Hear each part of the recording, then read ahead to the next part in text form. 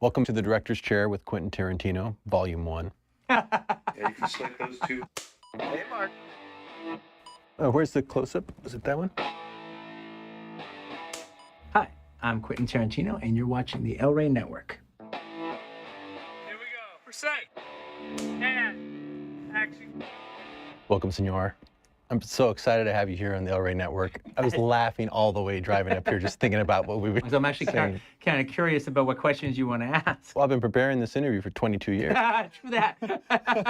I've got footage of stuff I'm going to show that I've kept for 22 years, things that I've recorded while being with you, be inspired by you. So a lot of the stuff I want to talk about is really just kind of process. I mean, what the Director's Chair is about is a director interviewing another director about the craft, because we all approach it differently. And it's very inspiring to people to hear someone's process, because it really defines how they do what they do. And even though I've known you so long, there's still a lot of things I don't know about just how you do it.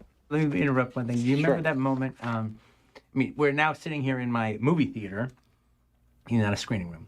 F that. All right, now it's this movie theater. But do you remember when I first started collecting prints? I had an apartment off of Crescent Heights. Oh, absolutely. And we put the projector in the living room, so we could throw it on the kitchen wall because it was like the bigger throw.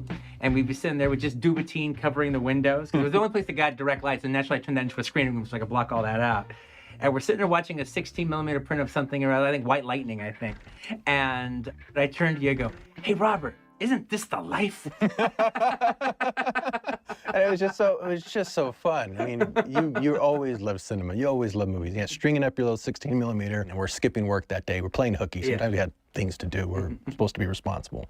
And you would call me sometimes. Your assistants would call me and say, "We can't find Quentin anywhere. Do you know where he is?" And I go, "I don't know where he is." I'm saying, then I'd get a call from you. I get a call from you, and you go, "Hey, man, I'm totally playing hooky today. You want to play hooky too?" "All right, you know what? How often is this going to happen? I'll go over." And you'd have White Lightning up. And you would just turn around and go, "Isn't this the life? We're here watching our own movies on our own screening room." And the screening room wasn't a screening room. It wasn't even a screening That's the magic of cinema, just seeing the image flickering in your home and seeing it the way you remember. And that kind of love for cinema, we've had so many conversations over the year about movies. I wish more people were privy to that. So that's kind of what this is about, because I know they would just be inspired by it.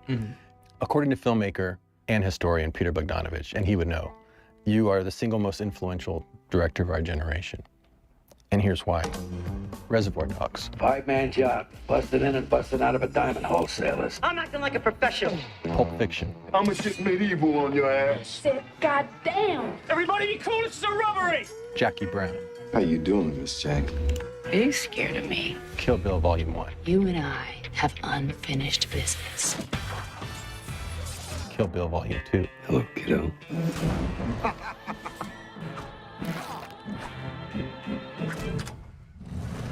Death Proof. You really need to be sitting in my seat. Inglourious Bastards. And hot. We will be cruel to the Germans. Through our cruelty, they will know who we are.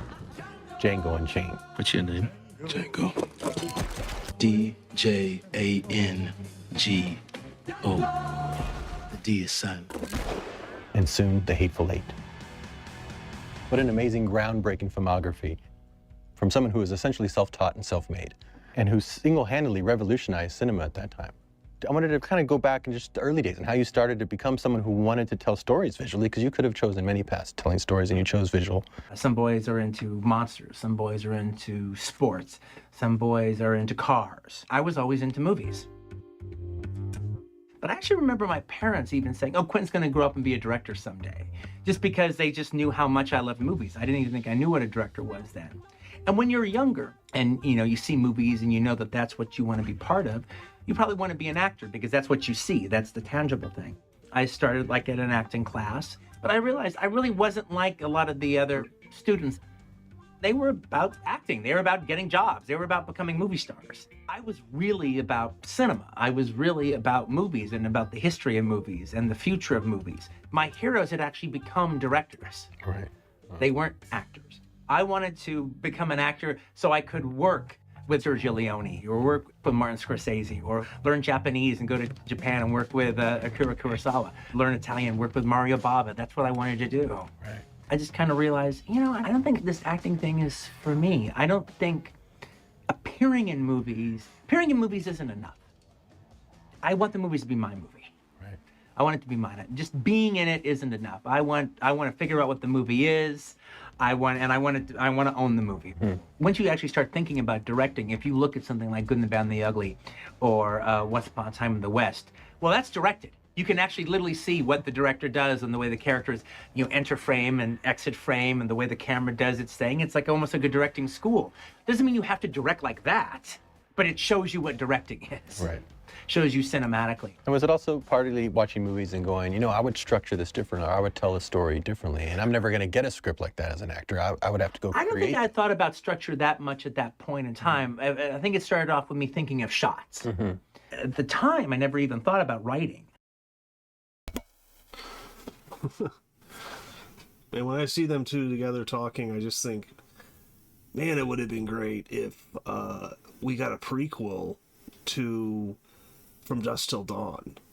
I would love that, man. Because I'm not even big on Quentin as an actor, like in Hateful Eight, or no, it's in Django, and some other stuff. He's okay. Django, he's kind of bad, I think, but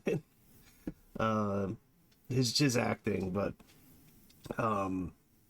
he's good in Reservoir Dogs, but I think he's really good in From Dusk Till Dawn. I think it's his best performance. And it's just a prequel with him and George Clooney, and he would help write the script, I'm sure, and then Rodriguez would direct it. I think that would have been great. Every time I watch that movie, I'm just like I like the second half with all the vampires and everything. That part's awesome too, but I'm just like I would just like a prequel with them, them on the road running away from the law. And then you have, Quentin and all the stuff he's doing in that movie. But yeah. But where I actually realized I had a little bit of talent at it was going to acting classes. Because I didn't want to do just the normal Samuel French plays and stuff. I would go and see a movie and I'd see some neat scene. I was always doing bizarre scenes in acting class. I'd see Jackie Chan's Big Brawl and see a scene and then write it down. The Dealer de la Rente's Flash Gordon. Remember the scene in Flash Gordon where it's like Flash Gordon and Timothy Dalton are sticking their hands in the tree with a monster. Yeah. It's sort of it was like a comic book version of Deer Hunter or something. Yeah, right. Must be my lucky day. You do them as monologues, or you do them with somebody? No, I do. I did it with another guy. I got a refrigerator box and cut a bunch of holes in it. Oh, funny. And I cast some guy to be Flash Gordon, and I was the Timothy Dalton character. That's a great scene, but it's not that long of a scene. Would you add to the scene? I would add to the scene, because what happened is I never had the script or anything. Right. But basically, I always had a good memory. So I would see a scene from a movie, and I would just remember it. And I would go home, and I'd write it from memory. And anything else I couldn't remember or anything else good I came up with in the meantime, I'd add it into the scene, because it was just my scenes. And then little by little by little, I started adding more and more and more to the scenes. And that was me learning how to write dialogue, or just me realizing that I could write dialogue. And I never really took it seriously until a member of the class, a guy named Ronnie Coleman, I think, is, Quentin, you're really good. You're as good as Patty Chayefsky. What do you mean I'm as good as Patty Chayefsky? Well, we did that scene in class from Marty, and you just wrote it down, and you gave me this handwritten scene from Marty, and it included this entire monologue about a fountain. Well, I actually have the original Patty Chayefsky script, and there was no monologue about fountain there. That was completely added by you. You added an entire monologue to it. Wow. And it was just as good as the Patty Chayefsky stuff. That's great. And, somebody saying something like that to you actually got me to start taking it seriously, that maybe I did have a talent for that. That almost knighting by somebody, just somebody saying early in your life, somebody's, tells you anything like that, you should listen, because you don't always know. And we're going to talk about this later. Sometimes you don't know when you're making something that's going to be groundbreaking. It doesn't look groundbreaking when you're staring at it. But how old were you at that time? 19, 20. Wow, so this is, 11 years before Reservoir Dogs. Yeah. I mean, this is way before. That's awesome. Tell me about Reservoir Dogs. That was an idea I had that just completely was based out of something I thought I could do. With a few $1,000s, I could actually make this. I could just get a bunch of actors, we rehearse it. And finally, after years of nobody wanting it, the company Cinetel bought True Romance. And so I actually did have like 30,000 coming. And this is, I'm a guy who had only made 10,000 a year. Right. And so I decided I would go out and I was going to make a movie with that money. And I didn't really think anyone was ever going to take a chance on me to actually direct a real movie and done in a real movie style. I thought I would have to, just do it very guerrilla style. Then I showed it to Lawrence Bender, and he was like, Quentin, this is really good. And I actually think I could get some real money, even if real money meant like $500,000 or 400,000 or something. I was like, no, I don't believe that. I don't buy that. You'd waited too long. Everybody said, no, it's never going to happen. I don't know if I would even trust me, so why should anybody else trust me? And he said, well, give me a month with it. You could wait like a month to make your home movie. And if we can't, then I'm like full steam ahead, and that's the way to go. But if I get interest in a month, then we'll actually try to do it for real. And he got interest in a month, in literally a very few months' time, from like the point that I wrote it to the point that we were shooting was maybe 5 or 6 months. Wow, it's really fast. And I was doing a real movie with a real budget, with real actors, Harvey Keitel, for a real company that was taking a chance on me for like $1.3 million.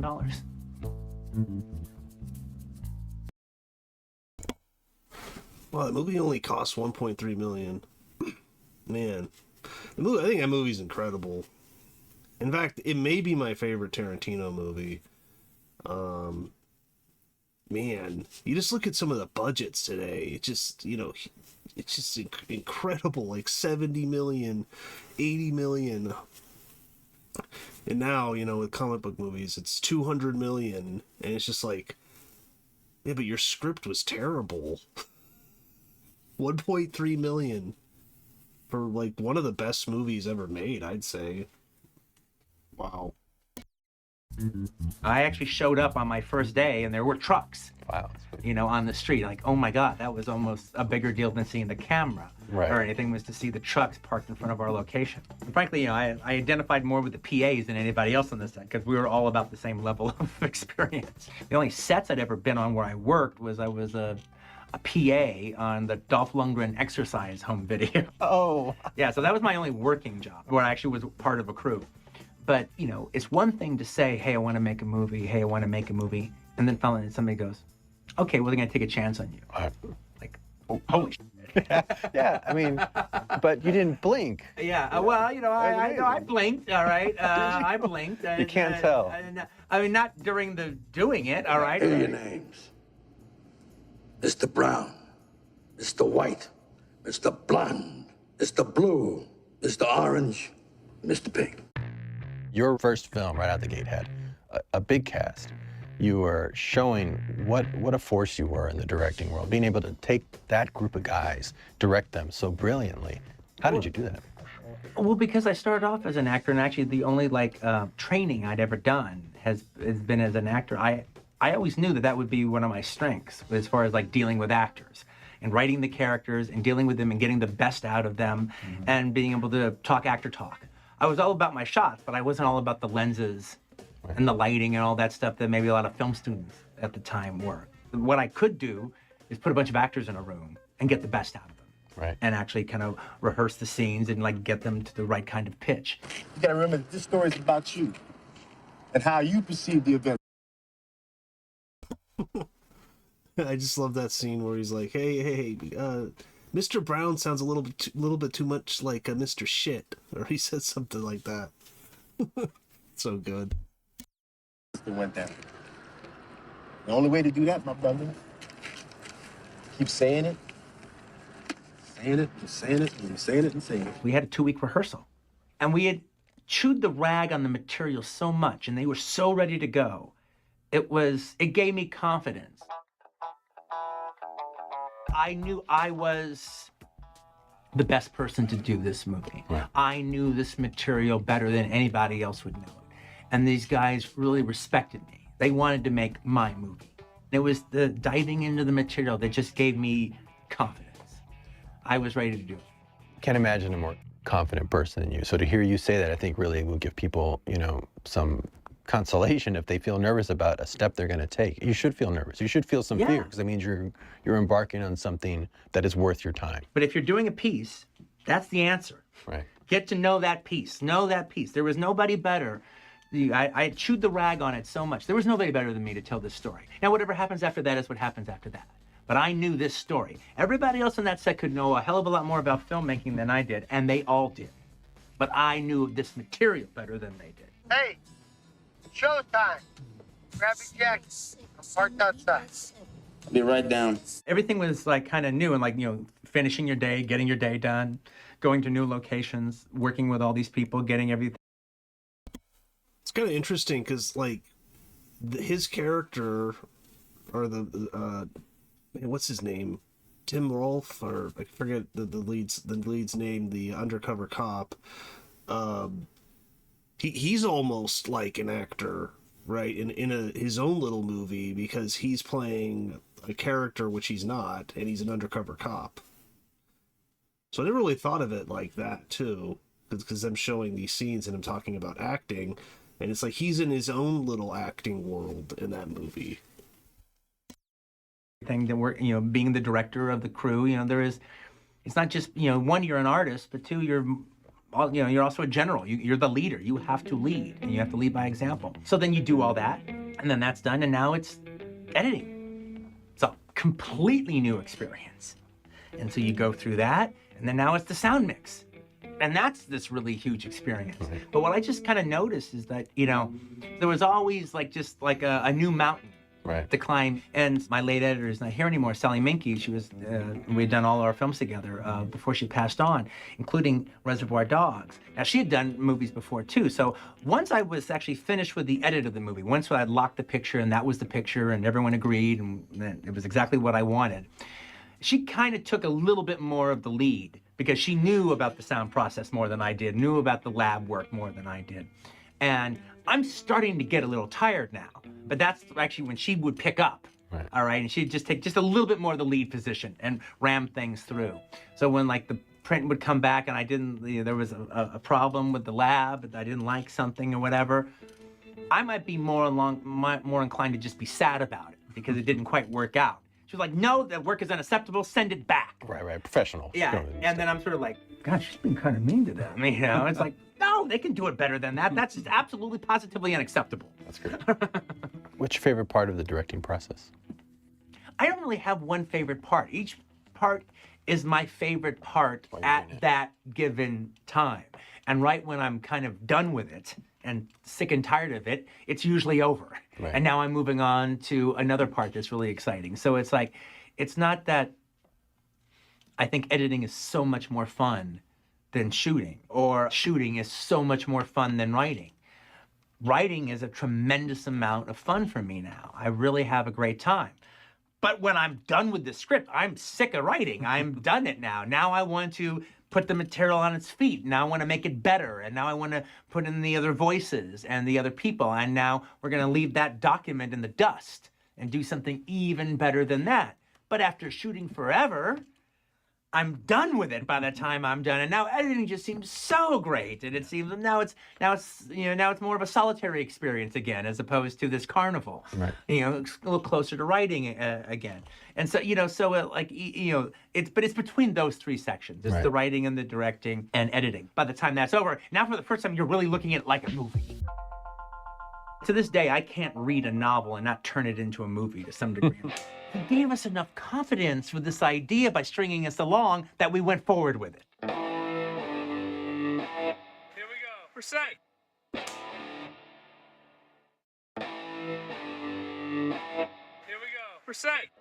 And action.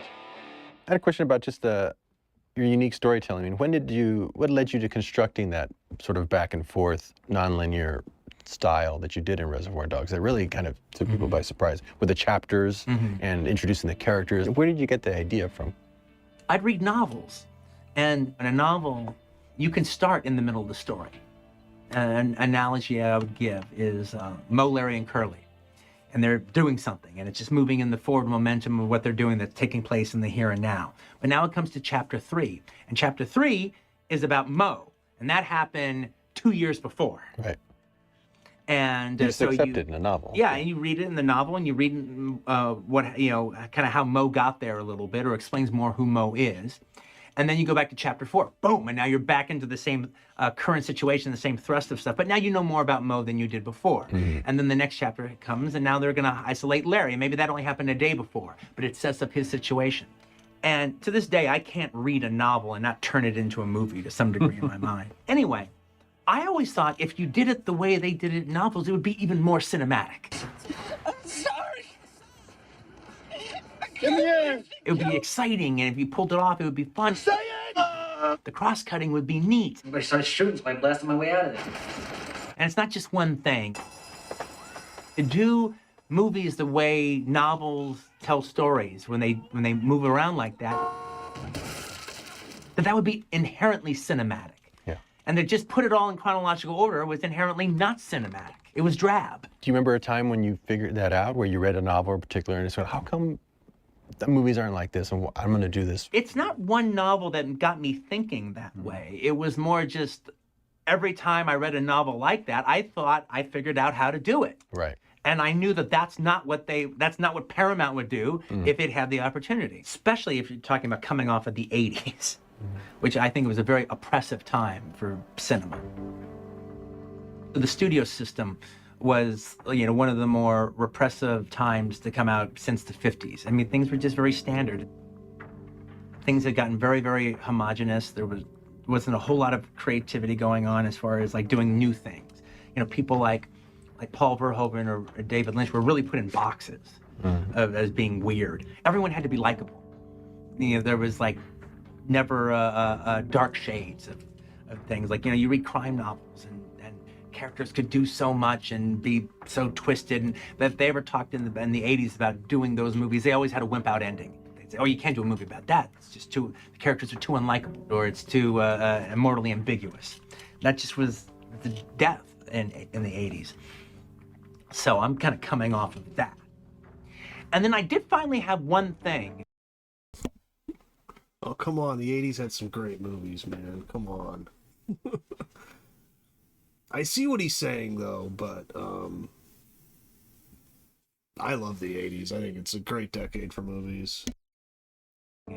That I thought proved that I was right is Fred Shalepsy did an adaptation of one of the John le Carre novels, The Russia House, with Sean Connery and Michelle Pfeiffer.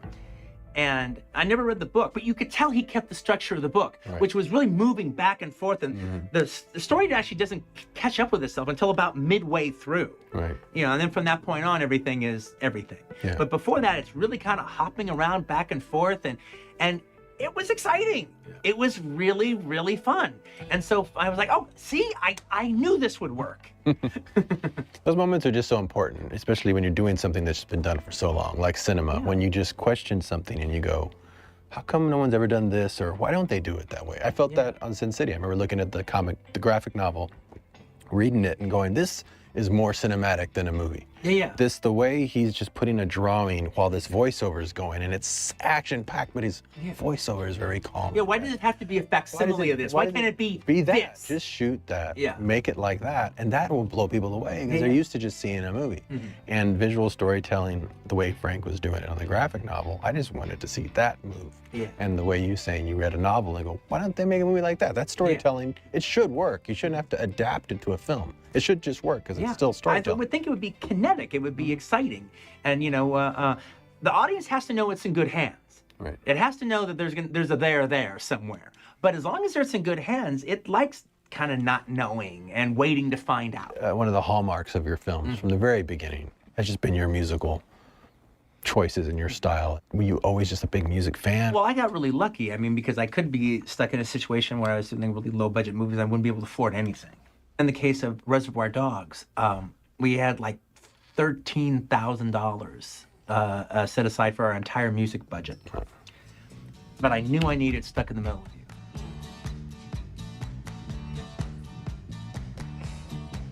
Well, I don't know why I came here tonight.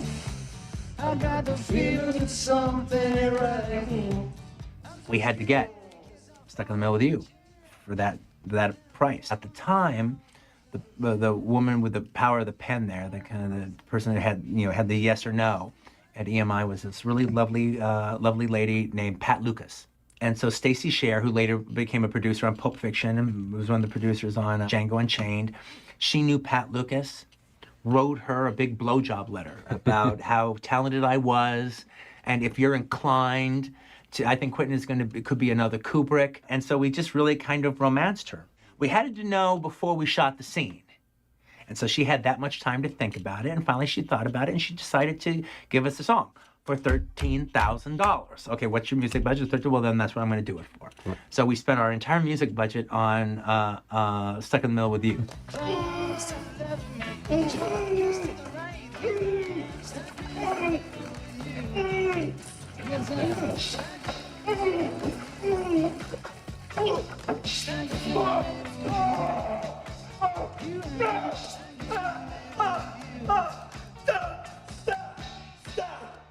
If that was going to be the only song in the film, so be it. But yeah, that scene. So every time I see it, it's just like, oh god, that has to hurt so bad. They just cut your ear off, and he's just dousing it in gasoline. Ugh.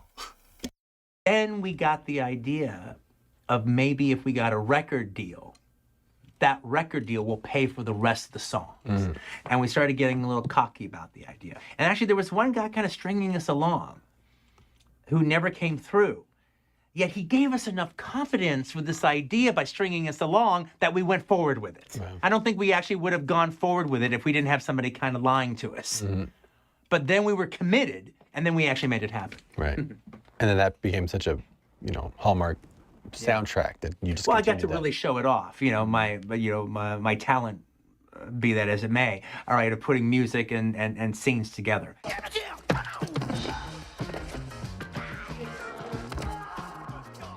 When I'm seeing my movie for the 8th time or the 9th time, or hell, even the 3rd time or 4th time, I'm waiting for the music sequences, because those are the fun parts. Those are really the fun parts. Those are like, the surfing parts where you're just gliding.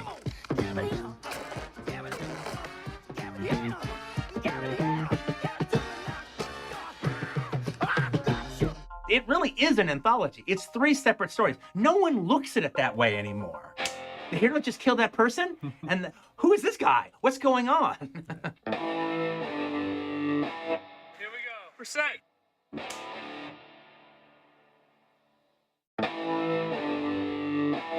Here we go. For sec. And action.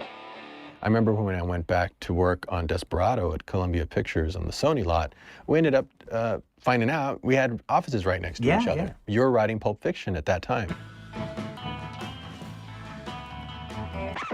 You got a corpse in a car, minus a head in a garage. Take me to it. How did you come up with Pulp Fiction? Because it fascinates me how you came up with this structure. You thought originally to do it as short films that you could just shoot. I thought about the idea, why don't I do this as like an anthology with like different directors and stuff? And I was friends with Tony Scott at the time, and I was always a huge admirer, as we both are. He had done True Romance. So I proposed to him and his partner at the time, Bill Unger. I go, what if we do a thing we call Pulp Fiction? I'll write one of the stories, I can write another story, Tony could do one, and I'll write a third one, and we get another director to do another one. And they were like, wow, that's great, let's do that. So I started working on one. And I did have the basic idea that would be Vincent Vega and Marcellus Wallace's wife, that story. And so I thought, well, I could write that, and then we could go out and do that as a short film, and that would be kind of cool, shoot it on 16 millimeter. So I did have that kind of idea. And when I had that idea of doing it as a short film, I wanted to possibly do it with Roger Avery, who was a good friend of mine at the time. And he was also working in one of the video stores, and I really liked his writing. We encouraged each other. So Roger, why don't you come up with a story of your own? And he came up with like the Butch Coolidge story, the boxer story. He didn't have the gold watch speech. He had a gold watch, but he didn't have the speech or the reason why the gold watch was so important. Now, little man, I give the watch to you.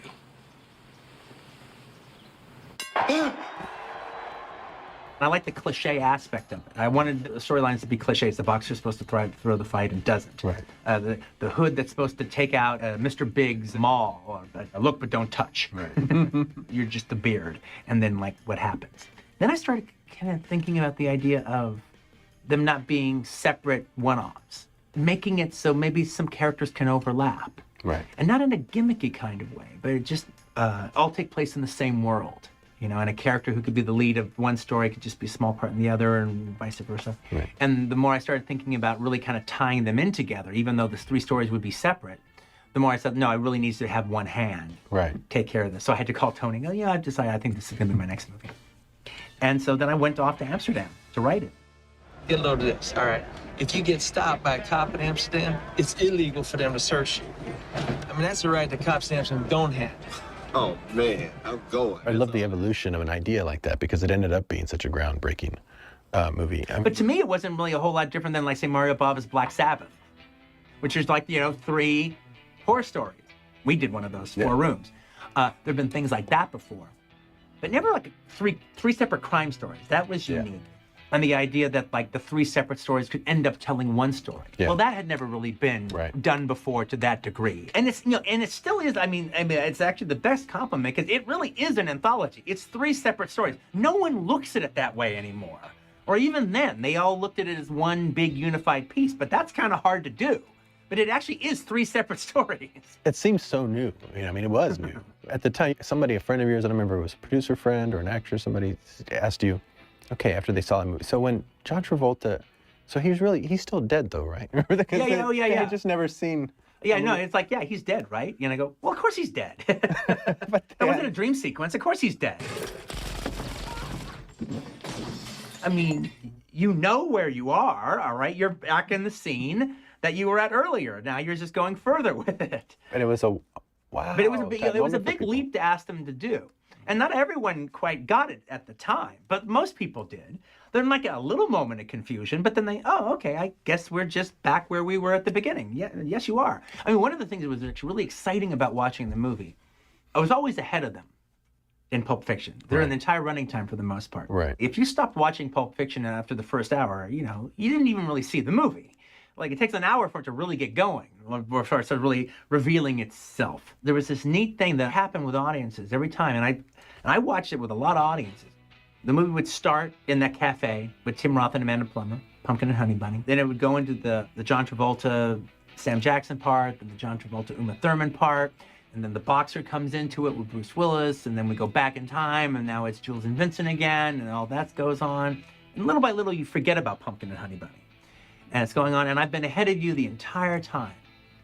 Then when you'd cut to the exterior of the coffee shop, before you go in the coffee shop, even though you never saw the exterior in the opening scene, the audience had caught up. Wow, that's great. And they knew, oh, that's what he's gonna do. Wow. Those 2 guys, the guy and the girl, the British guy and girl from the beginning, they're gonna be there.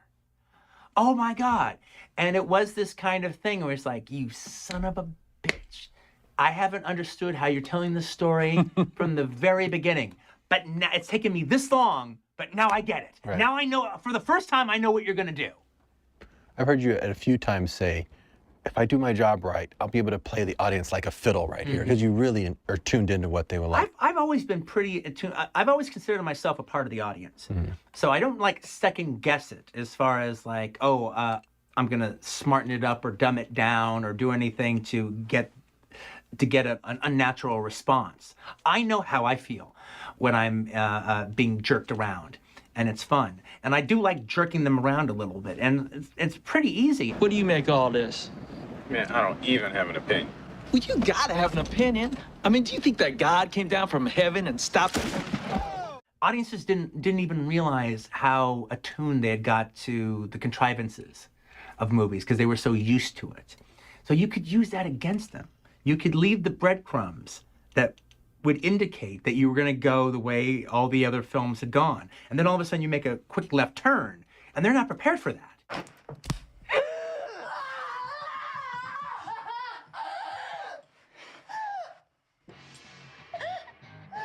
They didn't even know that they were anticipating what was going to happen next, but they were. And so then you use their own knowledge against them.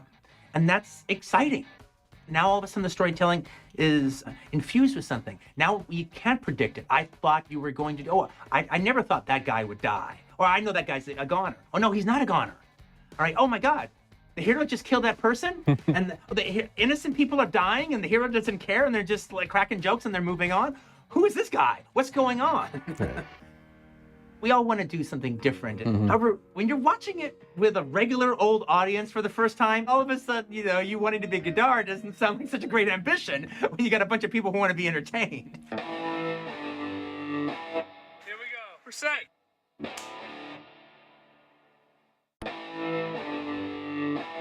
we go. For sight. And action.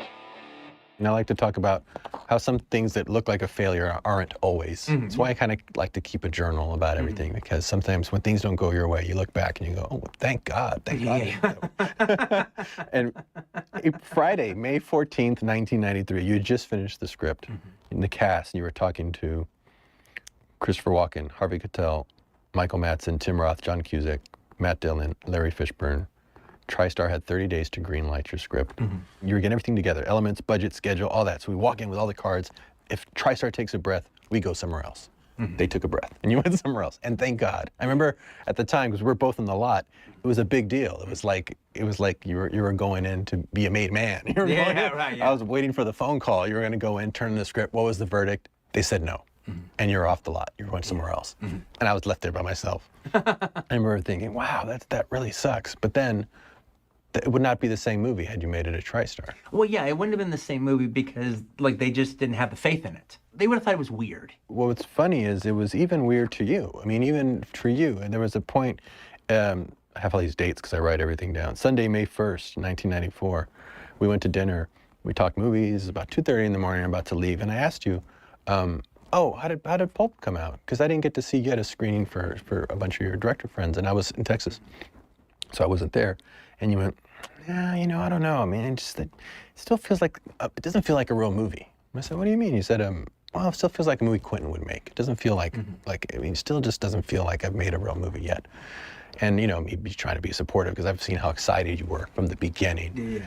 And you being a little down on it, I was just like, oh, well, that's, just try to be a supportive friend, going, oh, well, that's okay. I mean, it should be, more like you. But it didn't seem like a real movie. It seemed like a crazy Quentin movie. It's what you called it. You were almost disappointed that it still felt like it had too much of your hand in it, which, of course, now that's the blessing of what you do, and that's what it should be. But at that early formative years of yourself, that was essential that you were at a place like Miramax. But it's also interesting, though, because it's like we all want to do something different and do our own way. However, when you're watching it with a regular old audience for the first time, you don't really want it to be that different. You kind of want them to recognize it somewhat as a real movie that they might see on a Saturday night. You want people to be entertained at the end of the day. You don't really And all of a sudden, you wanting to be Godard doesn't sound like such a great ambition when you got a bunch of people who want to be entertained. I just think it's so important for people to hear that even you didn't know what it was going to do, because people don't, something that's groundbreaking and that's going to change cinema, you don't recognize it. Nobody does. I think the time that happened before most famously was on Star Wars. George Lucas got all his director friends about to look at it. De Palma, Spielberg. And they all were just like, oh, poor George. He wasted his time with this movie. What a fool's errand this was. Spielberg recognized it for being something that it could be.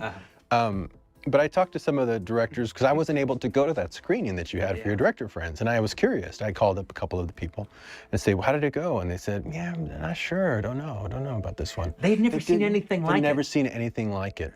It was like that Star Wars. That was our Star Wars. Pulp Fiction was like our Star Wars, where not even we knew. But there was one. Who was the Spielberg in the group? Catherine Bigelow. Absolutely, positively. Awesome. She was its biggest fan. Wow. She went nuts for Reservoir Dogs, a Telluride, and I'd always been a fan of hers. Yeah. So you hooked me up with her. Yeah, because I was following around Telluride that whole time, asking about Near Dark. Oh, Near Dark. Oh, don't ask me about that movie. Oh no, that's all I had. That's what I talked to her about. Near Dark. All right. For her to say that's awesome. She wanted to put John Travolta in Strange Days after seeing that movie. She screened it for Jim Cameron, and apparently, when she did the screening, she goes, "Guys, you're in for." Oh, that is kind of like George Lucas or something, showing a bunch of A-list directors the movie. Yeah, Near Dark's pretty great. I reviewed that. It's like a couple months ago. I think 5 months ago.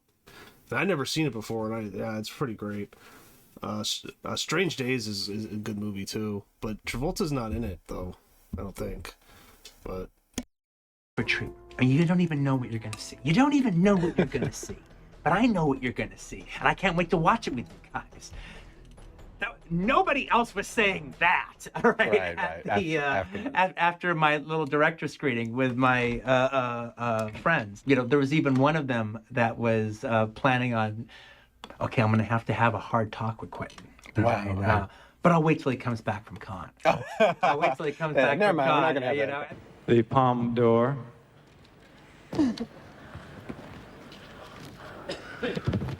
goes to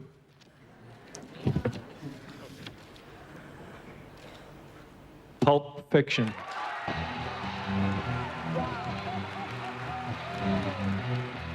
Then all of a sudden I win the Palme d'Or. And literally they left a message like, well, I was actually going to get a little tough with you, but I guess we can forget that. What the hell do I know? What the hell? I've only made one movie too. What the hell did anybody know at that time? It really changed movies, because I was still at Columbia. And I remember the executives, when that movie did what it did, they came and they went. It was like when Easy Rider had come out, and suddenly the studios felt like dinosaurs. They were like, we're trying to make movies for youth. That's a youth film. That's what people are into. And we don't know how to do that. There's nothing else coming out, even on our schedule, that's remotely like that, except maybe Desperado. Yeah, right. Because I had already shot you in it. Yeah, right. But that was it. There was nothing. So it was really turned the industry, and audiences were exhilarated to go to the cinema again, and they weren't going to see anything like that till your next movie. You were the first real rock star director. You were like hanging out with one of the Beatles. We're set. Here we go. We're set. And action. Sam Jackson, how did that relationship start? And it's like one of the great partnerships, De Niro and Scorsese, John Woo and Chow Yun-fat, Ron Perlman and Guillermo del Toro. I asked him this question too. What is it about those kind of partnerships that are so unique to filmmakers, or what's important to their process, or what does it mean to a filmmaker when they do that? And these actors, no matter how great they are, they always seem to be better when they're with their director counterpart. What is that? Well, I mean, there's a few things with Sam. I mean, we like a lot of the same kind of movies, all right? So it's not like he doesn't get it. He comes from theater, so he comes from, the work ethic of like the play is the thing. That's what we're doing here. Come on, let's get into character.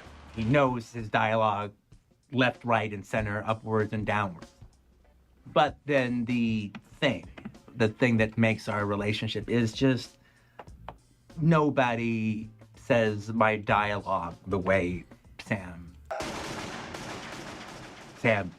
gets it 100%. I mean, he's a terrific artist. He's a terrific actor.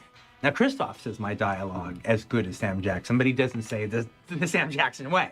He's like he sings it in a completely other tune. But the way Christoph and Sam Jackson do it, they turn it into the poetry that it was always supposed to be. They get the music in, and they sing it. They sing the dialogue. They don't say it. They sing it. And it just takes off. It just takes off. It's alive. Most definitely. What's she gonna do then? Well, that's what I've been sitting here contemplating. First, I'm gonna deliver this case to Marcellus. Then, basically, I'm just gonna walk the earth. What you mean, walk the earth? Like Caine in Kung Fu. Sam's not like my buddy. Sam feels more like he's like my, grumpy, cantankerous uncle. He's a total smartass. Absolute smartass. All right, talks through the whole movie. Makes fun of people all through the movie.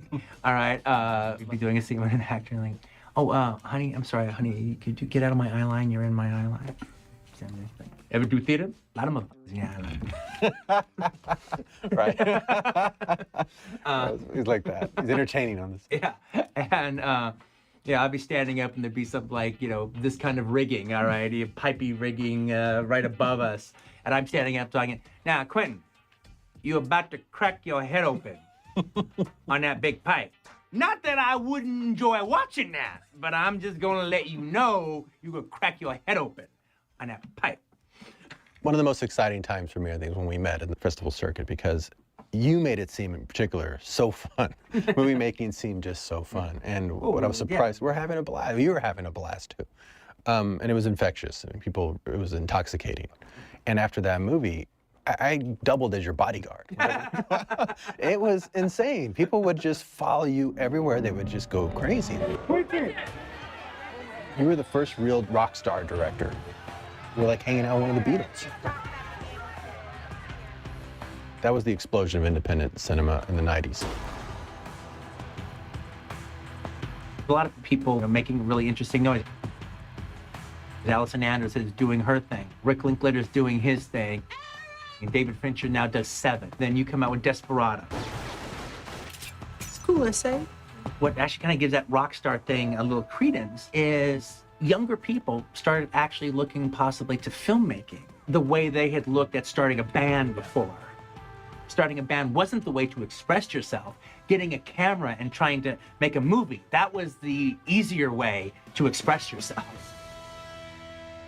You weren't expecting that when you made it, and to you, it was just like another movie that Quentin would make. How do you follow that up? This is a zeitgeist moment. This is a phenomena. I'm not going to get another phenomena the next movie out. I go, I should throw them for a loop. Jackie Brown. Who can be a woman in her late 40s? You could tell she used to be really beautiful, and you kind of feel she could handle anything. Like, why? That sounds like Pam Grier to me. Took me into a little room. Can I read you Kill Bill? And I sat down, I turned on my video camera. The bride speaks for the first time in the picture. She looks up at the man standing over her and says, Bill, it's your baby. We hear a bang. I wouldn't be surprised if 20 years from now, Inglourious Basterds is probably like the one they talk about the most. If you watch the acting right next to the camera, right in front of the actors, it's as if they are acting just and solely and utterly only for you. Good.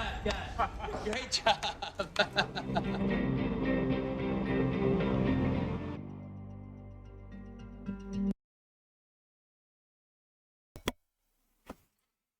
All right, well, I just thought that was a nice interview between two friends, and some interesting points, and looking forward to the next part. But yeah, that's about it. Comment below. Let me know what you think about the movies he talked about, and about Rodriguez also. And that's about it.